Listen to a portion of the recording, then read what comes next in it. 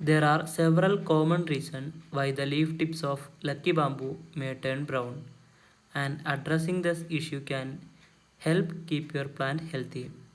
First one is the water quality. Use distilled or purified water. Lucky bamboo is sensitive to chemical and the mineral found in the tap water. Using distilled or purified water can help prevent the buildup of the minerals in the soil or water.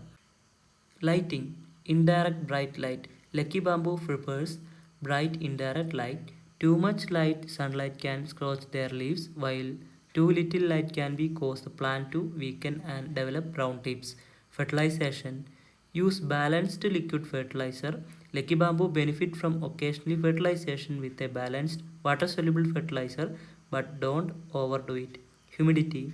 Maintain the humidity. Lucky bamboo thrives in a humid environment. If your home is too dry, especially burning the winter month, you can place in a tray with water and pebbles near to the plant, increase the humidity.